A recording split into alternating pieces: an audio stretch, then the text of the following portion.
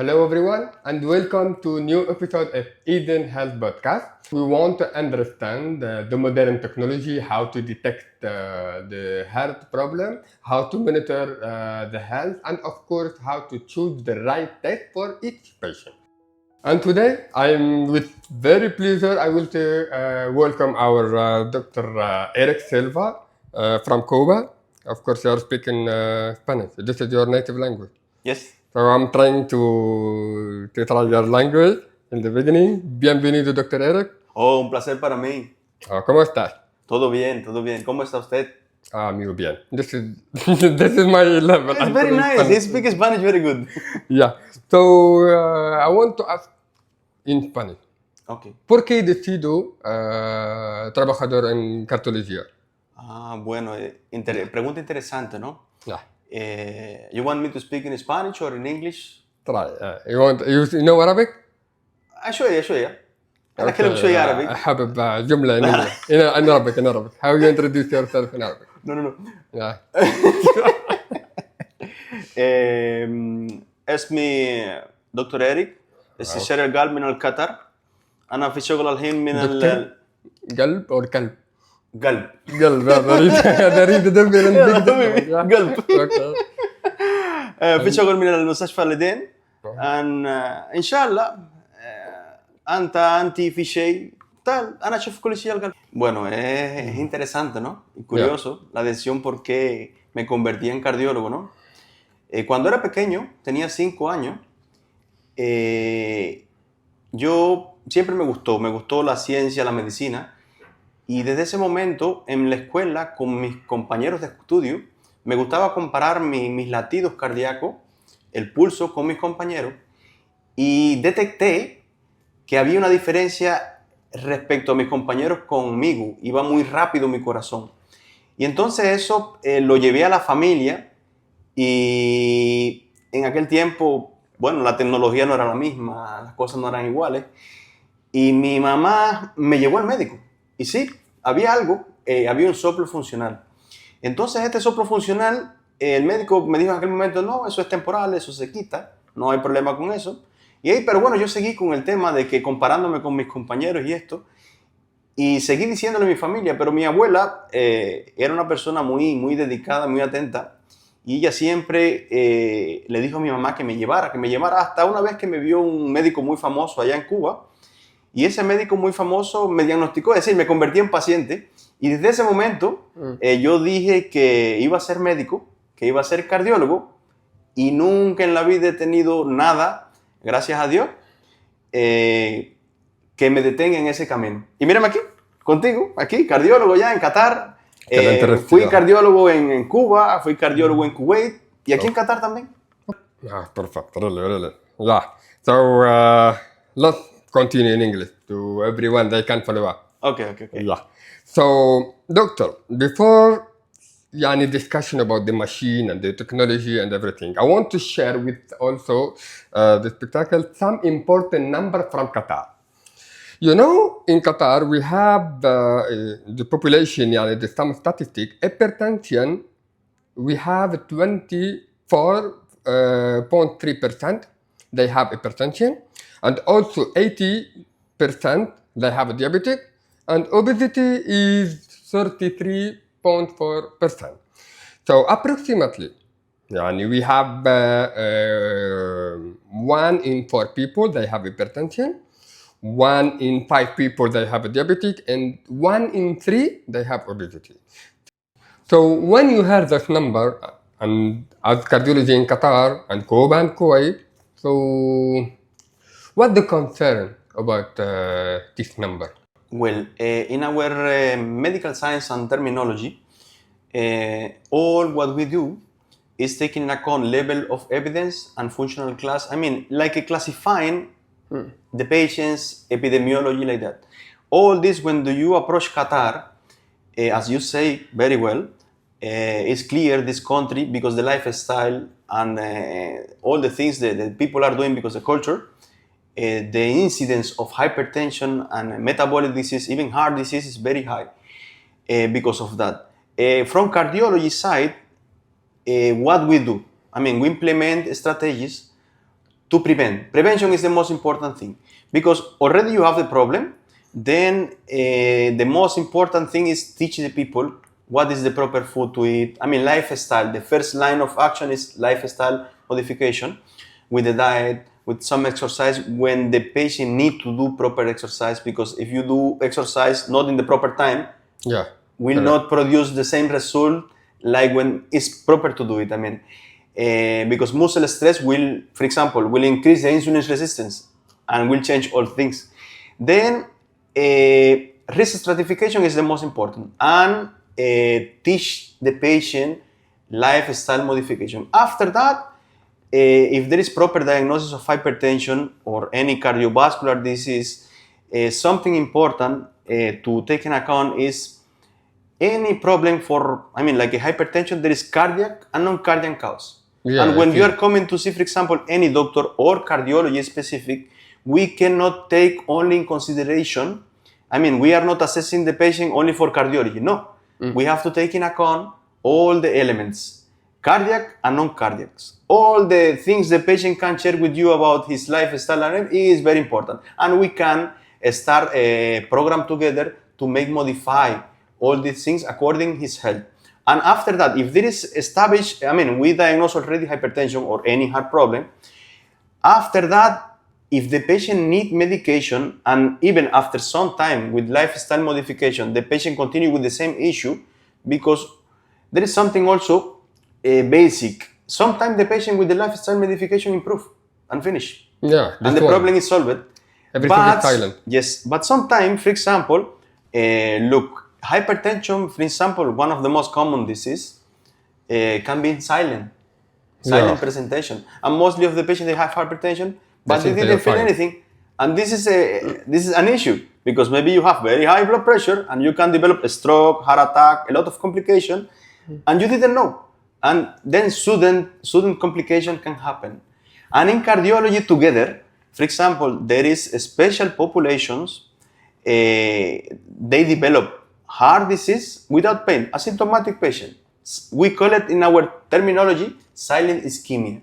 For example, I will give you some example. Diabetic patient, they can develop heart attack, ischemia without pain. Athletes, a patient who use alcohol several times, chronic kidney disease, obese patient, elder patient, patients with polyneuropathies, patient with all diseases like leprosy patient, they can develop. Patient with heart transplant also they will develop. And that is why it's very important from the general and cardiology together point of view, get very good risk stratification about your health condition. Not only because cardiology or go directly, no. One time you go to the doctor, check all these things is very important to avoid sudden problem or any heart condition, I mean, like a complication or heart attack or a stroke, and will be asymptomatic in this case, Then it's very important go to see the doctor, cardiology, to have the risk stratification to avoid all this kind of issue. Yeah, doctor. That's why I start with hypertension, obesity, and diabetes, because a lot of people, they think, for example, as me, as a young, if I don't have hypertension, I'm not a diabetic, and I'm, for example, I'm not fat. So I think no need to check my heart. This is how we think.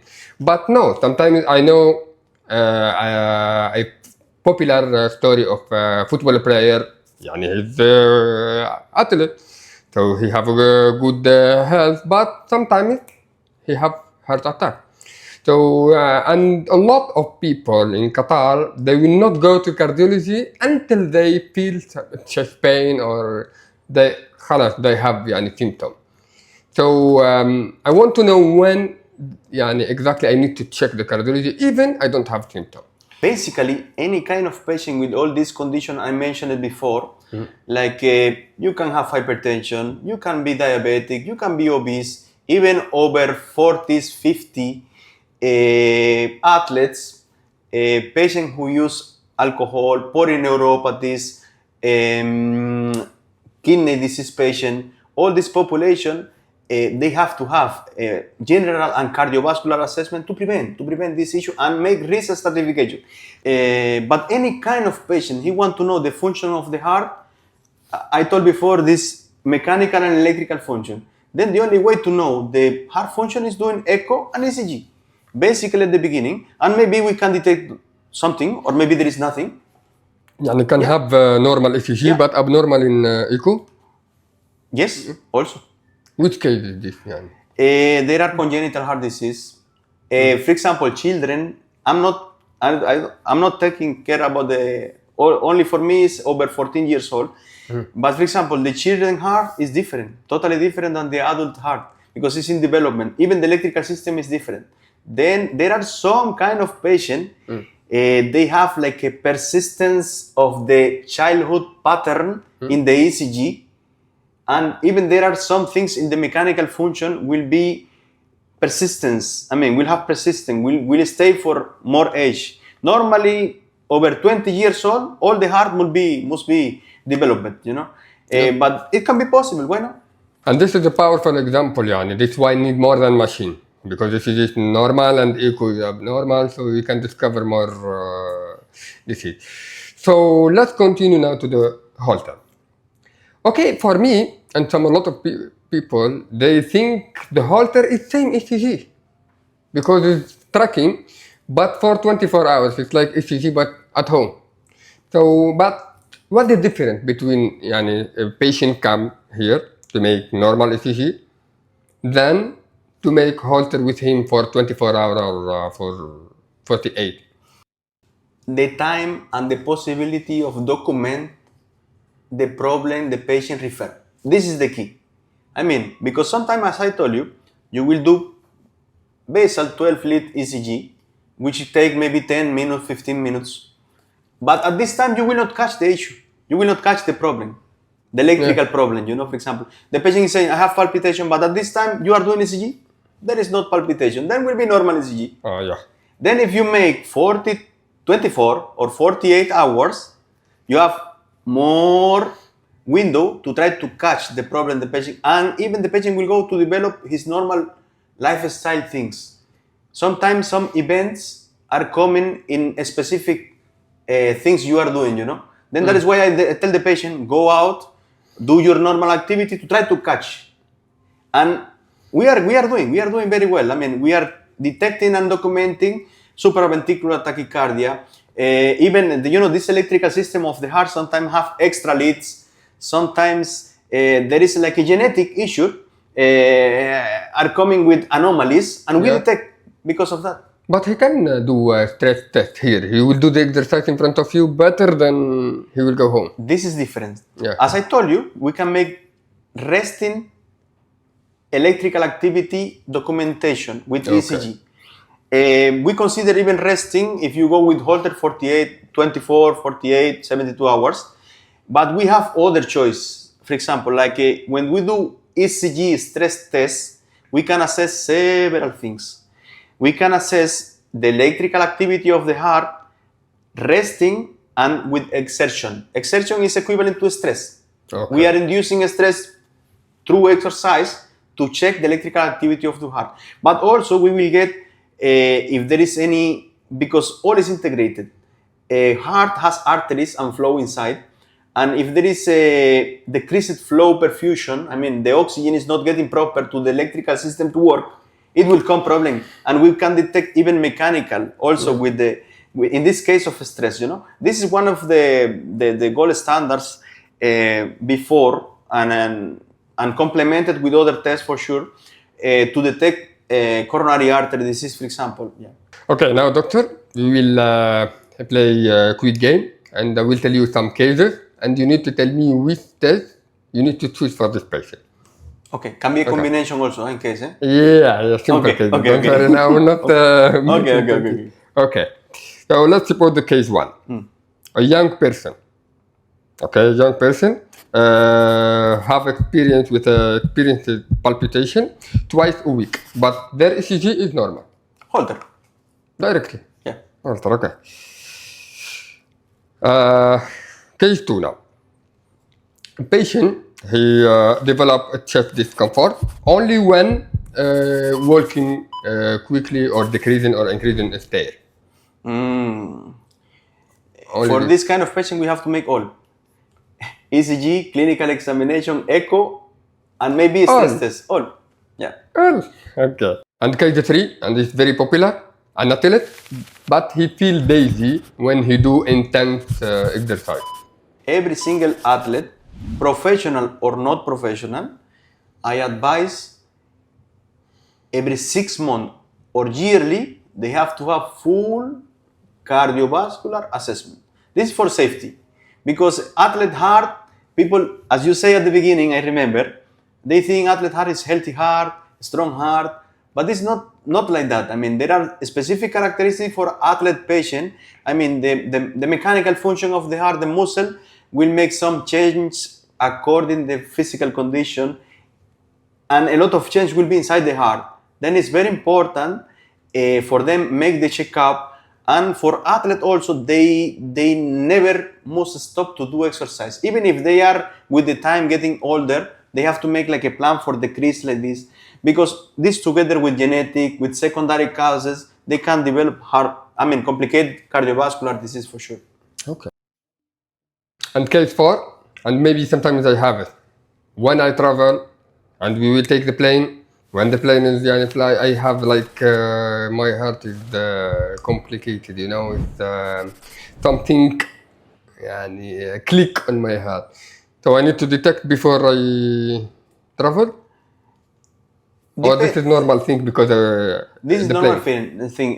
Your body. Sometimes I have When you are going up by physics, by gravity, by a lot of physical environments, your body will suffer physiological some change to make you resistance to that pressure or to that change.